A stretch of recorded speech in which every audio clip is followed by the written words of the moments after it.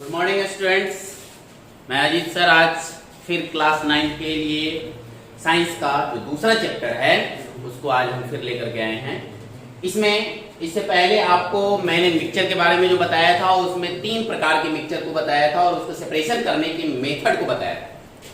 आज उसी 3 प्रकार के जो 3 ग्रुप्स में जो मैंने मिक्सचर को बांटा था उसमें से फिर आपको 2 ग्रुप्स को अलग करने की मेथड को मैंने आपको बता दिया था, जिसमें आपके पास क्या क्या थे, separation of mixture of 2 solids, separation of mixture of 2 liquids. इस 2 को मैंने आपको बता दिया था। आज हम लोग फिर तीसरे ग्रुप्स को देखेंगे। वह तीसरा ग्रुप में आपके पास क्या आ रहा है, separation of mixture of a solid and a liquid. यहां पर जो लिक्विड कह रहे हैं या लिक्विड कहने का मतलब कि केवल एक ही प्रकार के सॉल्वेंट जो लिक्विड्स है उस लिक्विड का हम लोग प्रयोग करने के लिए जा रहे हैं, इसीलिए हमने यहाँ पर आपको अ लिक्विड दिया है। अब इसमें आपके पास जो मेथड आते हैं इसको अलग करने की, वह मेथड आपके पास है by filtration, by centrifugation, by evaporation, by crystallisation, by chromatography और बाय डिस्टिलेशन। तो एक एक करके हम लोग अब इसके बारे में पढ़ेंगे। तो सबसे पहले हम लोग देखते हैं इसमें कि फिल्ट्रेशन में हम लोग क्या करते हैं कि एक फिल्टर का यूज करते हैं। वह फिल्टर या तो आपके पास वायर मेल्स होगा या फिर फिल्टर पेपर, तो इसका आप उपयोग करेंगे। तो यहां पर इस फिल्ट्रेशन कहने का मतलब क्या होता है कि जब भी आप ऐसे मिक्सचर का उपयोग करते हैं जिसमें एक लिक्विड होते हैं और दूसरा जो उसमें मिला हुआ कंस्टिट्यूएंट्स होते हैं, कंपोनेंट्स होते हैं, वह कंस्टिट्यूएंट्स आपके पास इस फॉर्म में होते हैं, तो सॉलिड फॉर्म में होते हैं। और सॉलिड फॉर्म में भी वह छोटी छोटी आकृति में होती है, यानी कि उनका जो साइज होता है वह बहुत ही छोटे होते हैं। अब इनको अलग करने के लिए हमें क्या करना होता है, या तो हम वायर मेल्स का यूज करते हैं या फिर फिल्टर पेपर का यूज करते हैं। ठीक है, तो वायर मेल्स का यूज हम लोग अपने घर में भी करते हैं, जैसे कि हम चाय बना रहे हैं। तो चाय बनने के बाद आप देखते होंगे कि आपकी जो चाय को अलग की जाती है, लिक्विड्स जिसको हम लोग पीते हैं, तो उसमें से हम लोग पत्ती को निकालने के लिए चाय की पत्ती को निकालने के लिए वहां पर हम लोग किसका उपयोग करते हैं, तो वायर मेल्स का यूज करते हैं। ठीक है, तो इसी तरीके से अब हम लोग चलते हैं कहां, केमिस्ट्री लैब की ओर। अगर केमिस्ट्री लैब में जाते हैं तो वहां पर इस प्रकार के अगर कोई भी आपके पास सब्सटेंस होते हैं, कोई भी मिक्सचर जिसका कंस्टिट्यूएंट्स जो चाय पत्ती की तरह होती है, उसको हम लोग उसी वायर मेल्स से यूज करते हैं। या फिर अगर उससे ज्यादा छोटी होती है, जैसे चॉक पाउडर या फिर चॉक को अगर आप वाटर में मिला देते हैं, तो चूंकि चॉक जो है वह इनसॉल्युबल है, इसमें वाटर में वह सॉल्युबल नहीं है, तो उसको अलग करने के लिए हम लोग किसका उपयोग करते हैं, फिल्टर पेपर का यूज करते हैं। तो सबसे पहले यहां पर होता है कि फिल्टर पेपर को कैसे हम यूज करें। तो फिल्टर पेपर जो होता है, हम आपको आकृति से समझाने की कोशिश करते हैं कि फिल्टर पेपर जो होता है वह किस रूप में होता है, तो वह सर्कुलर रूप में आपको दिखाई देगा। ठीक है, जब आप इस सर्कुलर रूप को ले जाते हैं तो फर्स्ट ऑफ ऑल इसको आप फोल्ड करते हैं हाथ से, यानी कि यहां से जब आप इसको फोल्ड करेंगे तो आपके पास की जो आकृति आएगी वह आकृति ऐसी होगी, यानी यहां से आपको एक और किनारा आपको दिखाई देगा। ऐसा होगा जब आप इसको पूर्णतः एक दूसरे में टच करा देते हैं तो आपके पास यह सेमी सर्किल के रूप में आपके पास आएगा। अब सेमी सर्किल में जिस समय आ जाता है उसके बाद आप इसको फिर हाफ फोल्ड करते हैं। जब आप इसे हाफ फोल्ड करेंगे तो आपके पास कैसी आकृति आएगी, तो ऐसी आएगी। अब यहां पर आप देखेंगे तो आपके पास इस तरीके से आएंगे और इसमें आपको 3 राउंड आपको दिखाई देंगे। ठीक है, अब इसमें से अब हम लोग क्या कर लेते हैं कि इसके 1 सरफेस को आप अलग कर लेते हैं, तो आप उसको देखेंगे कि वह जस्ट लाइक एक फेनल की तरह हो जाता है। ऐसे में आएंगे आपके पास,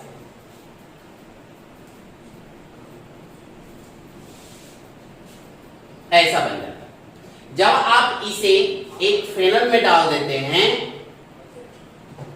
और उसके बाद इसमें उस मिक्सचर को डालते हैं, इसको चॉक पाउडर और वाटर के मिक्सचर को जब आप डालेंगे तो आपके पास जो भी चॉक पाउडर होंगे वो यहाँ पे रह जाएंगे, यानी कि छन जाते हैं, फिल्टर्ड हो जाते हैं, और जो भी होंगे वहां से पानी आपके पास या ड्रॉप बाई आपके पास कहां आ जाएंगे, बीकर में आ जाएंगे। तो इस तरीके से आप फिल्ट्रेशन का यूज करते हैं। ठीक है, अब हम लोग चलते हैं दूसरा। फिल्ट्रेशन को आप लोग समझ गए होंगे। यहां अब दूसरा है आपके पास क्या, बाई सेंट्रीफ्यूगेशन। अब यह सेंट्रीफ्यूगेशन में आप देखेंगे कि इसमें भी जो पदार्थ होते हैं, जो मिक्सचर में उसका जो कंस्टिट्यूएंट्स होते हैं, उसके किस फिजिकल स्टेट का हम लोग यूज करते हैं, ये क्वेश्चन होता है कि सेंट्रीफ्यूगेशन में मैटर के किस फिजिकल कैरेक्टर का यूज करते हैं। आप अपने दिमाग पर, आप अपने मस्तिष्क पर थोड़ा सा जोर डालेंगे तो आपको पता हो जाएगा कि सेंट्रीफ्यूगेशन में हम किसी भी मैटर के किस स्टेट का यूज करते हैं, किसी भी मैटर के किस नेचर का यूज करते हैं। तो उसमें आपको पता चलेगा कि किसी भी पदार्थ का जो मिश्रण होता है, किसी भी मैटर का जो मिक्सचर है, उस मिक्सचर में दो टाइप्स के मैटर होते हैं, और दोनों टाइप्स के जो मैटर होते हैं वो एक दूसरे से डिफर होते हैं, और वह डिफरेंट यहां पर जब सेंट्रीफ्यूगेशन में जाते हैं तो वह डिफरेंस किसमें होता है, तो उसके वेट में होता है, उसके वेट में होता है, यानी कि उसके मास में डेंसिटी जो होती है वह दोनों का डिफर करता है, यानी कि एक ज्यादा भारी होता है और एक कम भारी होता है। जो ज्यादा भारी होता है उसको भी आप अलग कर सकते हैं, उसको आप अलग कर सकते हैं। इसमें दो तरकीब होते हैं। तो यहां से हम जो आपको बताने जा रहे हैं, तो किसी भी मिक्सचर को अलग करने के लिए ये जरूरी नहीं है कि केवल आप एक ही मेथड का यूज करें। अगर मिक्सचर वैसा है तो उसमें आप एक से अधिक मेथड का भी हम लोग यूज कर लेते हैं, जिससे कि वह मिक्सचर से जो भी कंस्टिट्यूएंट्स होते हैं, जो भी कंपोनेंट्स होते हैं, चाहे वो डिजायरेबल हो या फिर अनडिजायरेबल, यानी कि जो यूजफुल हो या फिर हार्मफुल, तो उसको हम लोग अलग कर लेते हैं। ठीक है, तो यहां हम क्या कर रहे हैं कि सेंट्रीफ्यूगेशन में मैंने अभी आपको क्या बताया कि किसी भी मैटर का जो मिक्सचर होता है, उस मिक्सचर में उसके किस फिजिकल स्टेट किस उसके फिजिकल कैरेक्टर का यूज करते हैं। तो यहां पर उसके फिजिकल कैरेक्टर में आप उसके डेंसिटी या मास का यूज करते हैं। ठीक है, तो अब यहां पर हम आपको सेंट्रीफ्यूगेशन के अंतर्गत लेके चलते हैं। इसमें सेंट्रीफ्यूगेशन एक मशीन के द्वारा अलग किए जाते हैं। वह मशीन क्या करता है कि एक ही जगह पर स्थिर रहकर वह एक सेंटर पर अपने आप को घुमाते रहता है, नचाते रहता है। अब यहां पर हम आपको बता रहे हैं, उसको कोशिश कर रहे हैं कि आप इसको समझ रहे हैं। जैसे कि यह एक सेंटर है, अब इस सेंटर से दो ट्यूब्स को हम ऐसे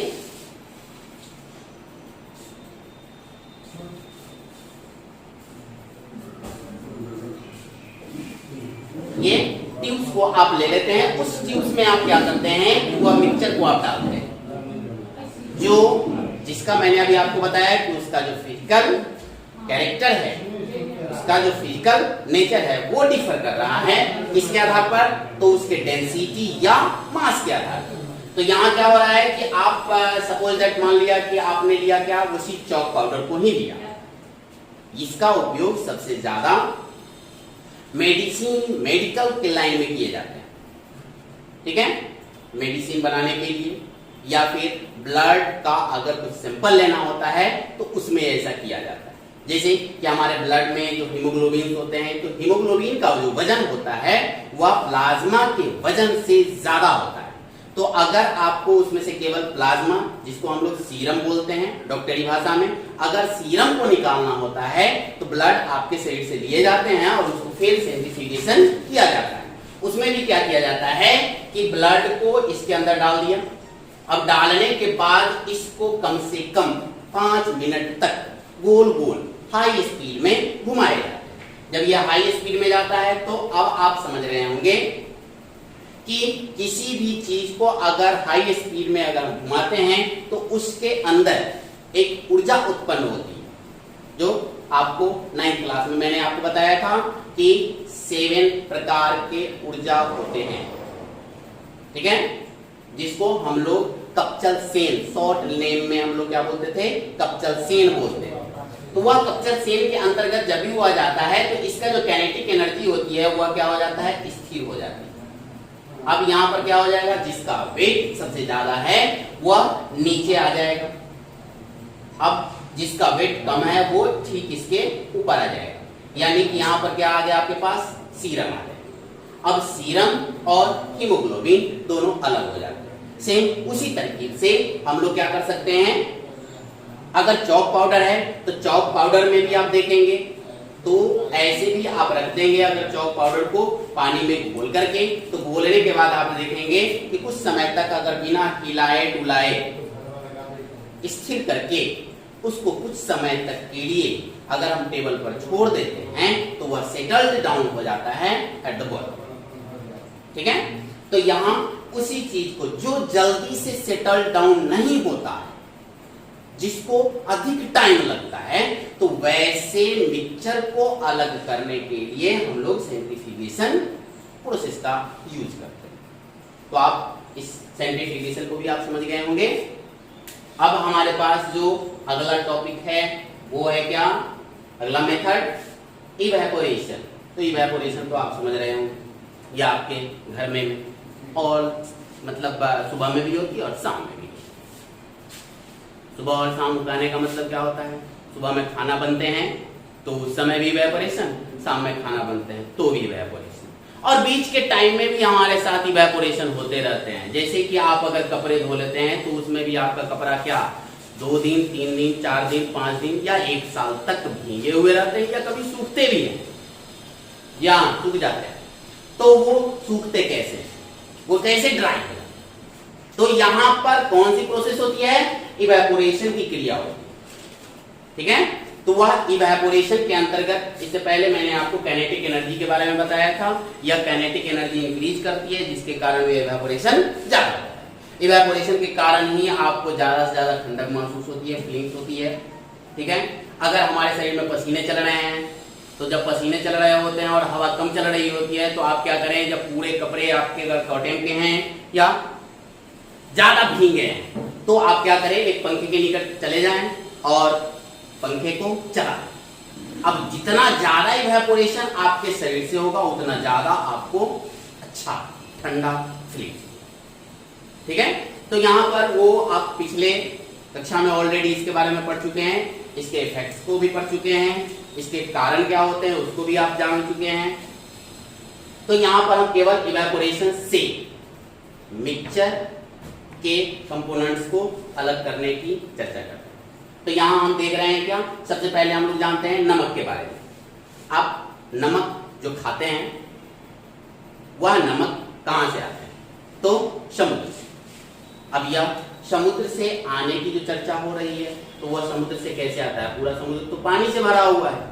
अब यहां पर क्या होता है कि समुद्र के पानी को एक जगह जमा किया जाता है और उसके बाद उसे छोड़ दिए जाते हैं। वह जमा हुआ पानी सूरज की गर्मी से इवेपोरेट्स कर जाता है, यानी कि चेंज कर जाता है गैसियस फॉर्म, ठीक है।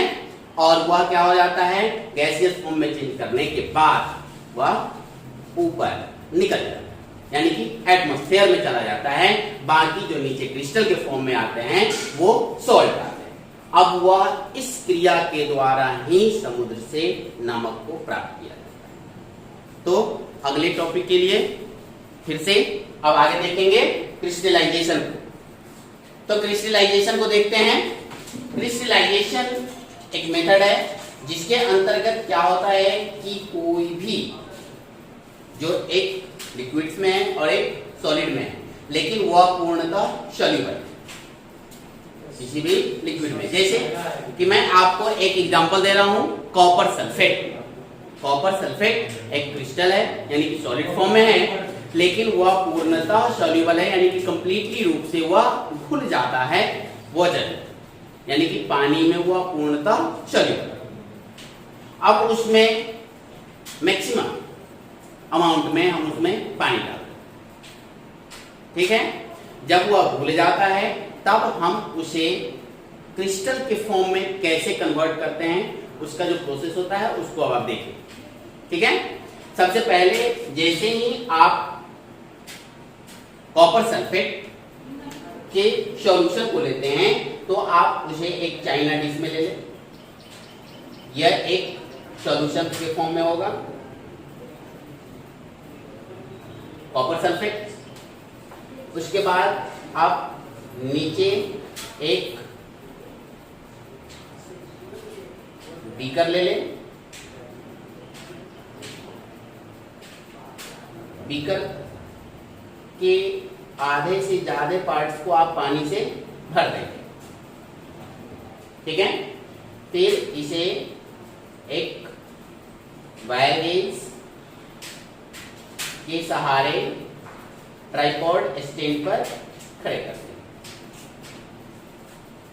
ठीक है। और यहां से एक स्ट्रीट लैंप के माध्यम से इसमें स्ट्रीट लैंप को जलाएंगे और इसको हीट देंगे, यानी कि इसको हम लोग बोलते हैं वाटर बाथ। इसके लिए तो इस पूरे प्रोसेस के लिए यहाँ जो आपको बीकर में आपने वाटर लिया है, इसको हम लोग क्या बोलेंगे, वाटर बाथ। वाटर बाथ के ऊपर आपने चाइना डिश लिया है। चाइना डिश में आपने सॉल्यूशन ऑफ क्या डाला है, कॉपर सल्फेट। अब कॉपर सल्फेट जैसे ही यह हीट हो जाएगा तो हीट होने के बाद यह वाटर बाथ के माध्यम से चाइना डिश गर्म होगी, और गर्म होने के बाद यहाँ से फिर वाटर जो होगा वह इवेपोरेट्स कर जाएगा। कुछ समय बाद आप देखेंगे कि इसमें कॉपर सल्फेट के क्रिस्टल आपके पास इस चाइना डिश में प्राप्त हो जाएंगे। तो ये जो क्रिस्टल आपको प्राप्त होते हैं उसी को हम लोग क्या बोलते हैं, क्रिस्टलाइजेशन प्रोसेस। तो इस प्रोसेस द्वारा आप क्या करेंगे कि किसी भी क्रिस्टल को प्राप्त कर सकते हैं, ठीक है। अब उसके आगे फिर अब हम आपको लेके चलते हैं क्रोमैटोग्राफी। तो क्रिस्टलाइजेशन को आप लोग समझ गए हैं। अब क्रोमैटोग्राफी को आप देखेंगे। क्रोमैटोग्राफी एक ऐसी प्रोसेस होती है जिसके अंतर्गत डाई मतलब किसी भी रंग में कौन कौन से रंग मिले हुए हैं, यानी कि किसी एक रंग में डिफरेंट कलर जो होते हैं उसमें कंसिस्ट होते हैं, उन डिफरेंट कलर को जानने के लिए हम लोग क्रोमैटोग्राफी का यूज करते हैं। जैसे कि मेरे पास ब्लैक कलर है। अब ब्लैक कलर में कौन कौन सी कलर है इसको अब हमें जानना है। अब इसको कैसे हम जानेंगे उसको अब आप देखें। सबसे पहले हम लोग क्या करेंगे, एक फिल्टर पेपर को ले लेंगे और फिल्टर पेपर को एक रेक्टेंगुलर रूप में काट लेंगे, ठीक है। रेक्टेंगुलर रूप में काटने के बाद आधे से नीचे यानी कि लगभग 1 या 2 सेंटीमीटर की हाइट पर एक पेंसिल से लाइन खींचेंगे, यानी एक पेंसिल से लाइन को आपने खींच दिया। अब यहां पर किसी भी एक कलर, लेकिन मैंने क्या किया है, यहां पर ब्लैक कलर को लिया है, तो काले कलर से एक स्पॉट बना देंगे, यानी कि पेंट कर देंगे। अब इस पूरे फिल्टर पेपर को कुछ देर तक के लिए ड्राई करेंगे, ताकि अभी जो मैंने यहाँ पर ब्लैक स्पॉट बनाया है यानी कि कलर जो डाला है वह पूर्णतः सूख जाए। सूखने के बाद अब जैसे ही आपका ये सूख जाता है तब आप क्या करें कि एक बीकर लें, इस बीकर में आप उतने ही हाइट तक पानी डालेंगे जहां तक कि आपका ये पेंसिल से जो लाइन खींची गई है फिल्टर पेपर पर उससे नीचे तक में ही पानी को रखना है।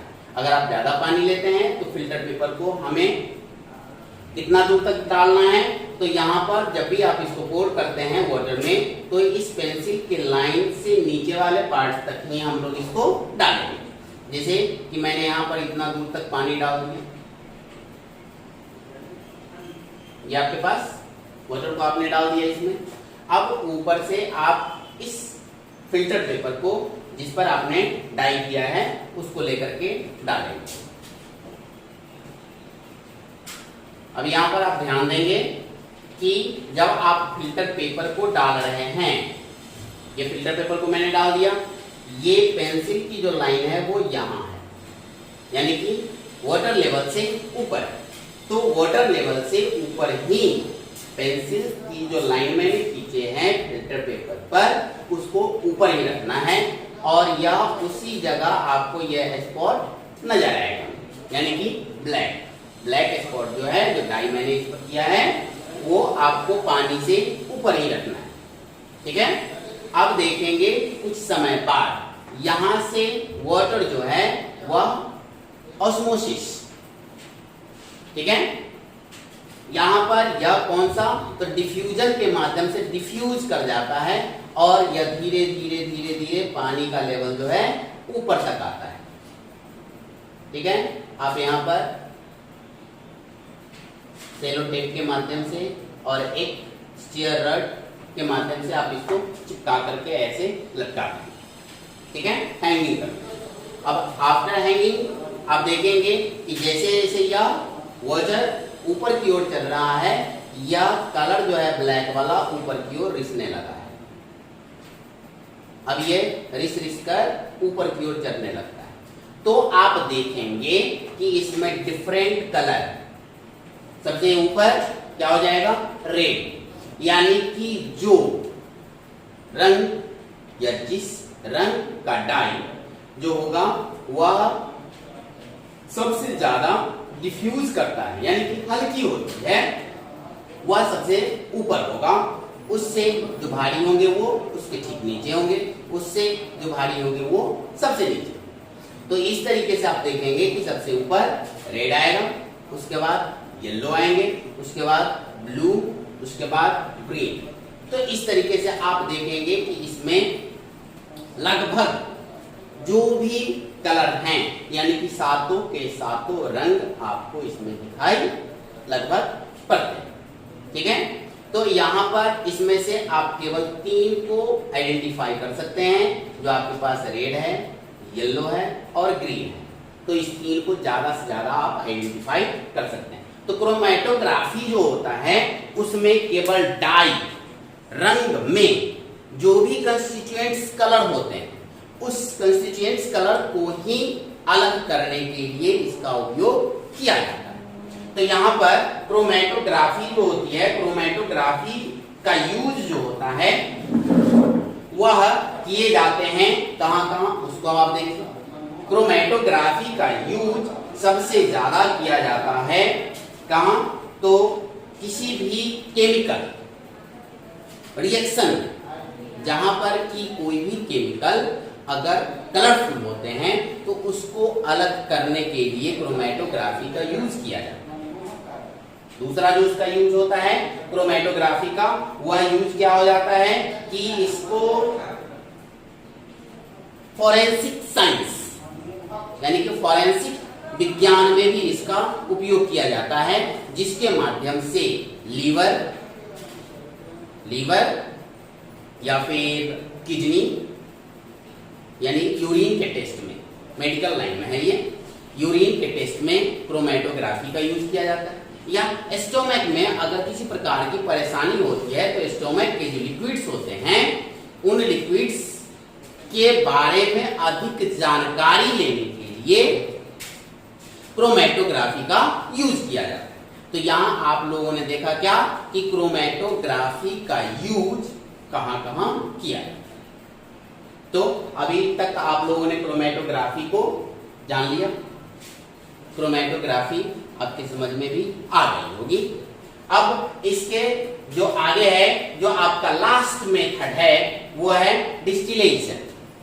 अब डिस्टिलेशन को अब हम लोग पढ़ने के लिए चलते हैं। तो डिस्टिलेशन जो होता है एक प्रोसेस होता है, या डिस्टिलेशन का प्रोसेस जो होता है वह कंडेंसर के माध्यम से किया जाता है।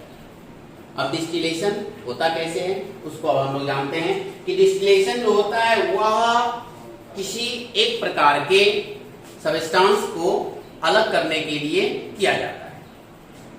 अब यहां आप डिस्टिलेशन का प्रोसेस आप देखिए, इसमें यहां पर क्या लिया गया है, एक ये आपको दिखाई दे रही है, यहां पर राउंड बॉटम फ्लास्क है, इसमें सोल्ट और वाटर का सॉल्यूशन। अब यह सोल्ट और वाटर का सॉल्यूशन है, इसको एक डिलीवरी ट्यूब के माध्यम से इसको बाहर निकाला जाता है। यह डिलीवरी ट्यूब जुड़ा हुआ है किससे, तो ये पूरा का पूरा कंडेंसर होता है। आप इसको ध्यान से देखेंगे तो यह कंडेंसर जो होता है दो ट्यूब्स का होता है, एक लेयर उसका ऊपर होता है और दूसरा उसके बीच में होता है।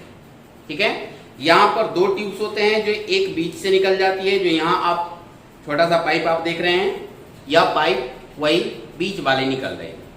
ठीक है, और बाहर का जो परत होता है उसमें ठंडे पानी भरे हुए होते हैं। यह प्रोसेस द्वारा आप इसके मिक्सचर के टोटली कंपोनेंट्स को आप बाहर कर लेते हैं।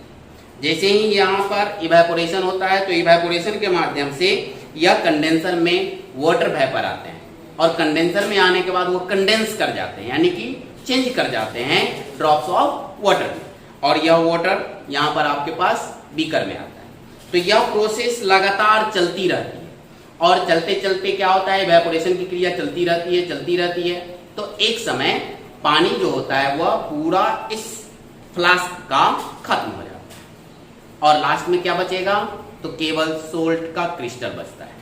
अब यह सोल्ट का क्रिस्टल आपके पास इसमें आ जाता है, यानी कि फ्लास्क में आपके पास आ जाते हैं, और टोटल वाटर आपके पास बीकर में आ जाता है। तो इस तरीके से आप डिस्टिलेशन की प्रोसेस को पूरा कर लेते हैं। ठीक है, तो आगे देखते हैं।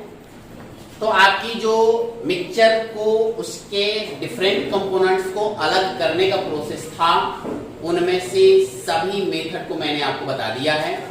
लेकिन कुछ ऐसे मिक्सचर होते हैं जिनमें कि उनके कंस्टिट्यूएंट्स को, उनके कंपोनेंट्स को अलग करने के लिए आप एक से ज्यादा मेथड का भी यूज करते हैं। जैसे कि अगर आपको एक मिक्सचर दिया जाता है, वह मिक्सचर क्या है, सोल्ट एंड चॉक पाउडर। अब सोल्ट और चॉक पाउडर को अगर अलग करना है तो इसको आप अलग किस मेथड से कर सकते हैं, क्योंकि चॉक और सोल्ट दोनों जो है वह मैग्नेटिक तो है नहीं। ठीक है, तो यहां पर हम लोग क्या करेंगे कि जिस तरीके से टू सॉलिड्स को अलग करने का जो फर्स्ट मेथड था, जिसमें आपने क्या किया था, गुड सॉल्वेंट यानी कि अच्छी जो विलायक होते हैं उसका आपने यूज किया, यानी यहां पर अच्छे सॉल्वेंट का आप यूज करेंगे। वैसे सॉल्वेंट जो या तो चॉक पाउडर को घुला दे या फिर सोल्ट को घुला दे। तो दोनों में से किसी एक को अगर हम देखते हैं तो हमारे पास जो यूनिवर्सल सॉल्वेंट है वो यूनिवर्सल सॉल्वेंट क्या है आपके पास, वाटर। तो वाटर में क्या होता है कि सोल्ट जो होता है वो कंप्लीटली मिक्सेबल, वह कंप्लीटली मिक्सेबल। कौन, सोल्ट। जैसे ही आप वाटर को उस मिक्सचर को मिलाते हैं, यानी कि आप एक बीकर ले लें, बीकर में आप सोल्ट एंड चॉक पाउडर के मिक्सचर को डाल देते हैं, कुछ देर तक उसको स्टीयरिंग करेंगे। आफ्टर स्टीयरिंग आप देखेंगे कि उसमें का जो भी सोल्ट है वह सोल्ट क्या हो जाता है, पानी में पूर्णतः घुल जाता है। ठीक है, अब आपके पास क्या बच जाता है, वो मिक्सचर, यानी कि अब आपके पास केवल मिक्सचर के रूप में आते हैं वाटर एंड चॉक पाउडर। अब हम लोग क्या करेंगे, इसको फिल्टरेशन के माध्यम से फिल्टर पेपर का यूज करके चॉक पाउडर को अलग कर लेंगे। अब जैसे ही आपका चॉक पाउडर अलग होता है तो वाटर अलग हो जाते हैं, यानी कि उसको आप कह सकते हैं कि वह केवल वाटर नहीं, ब्राइन है। ब्राइन मतलब सॉल्ट सॉल्यूशन होता है।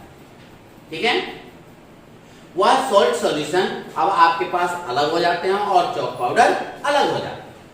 अब फिर हम लोग किस क्रिया को आप अपनाएंगे, अगर हमें नमक को पानी से बाहर करना है तो कौन से विधि को अपनाएंगे, तो वह जो विधि होगी वह विधि आपके पास कौन सा होगा, अभी मैंने अभी तुरंत आपको बताए हैं सॉलिड एंड लिक्विड में।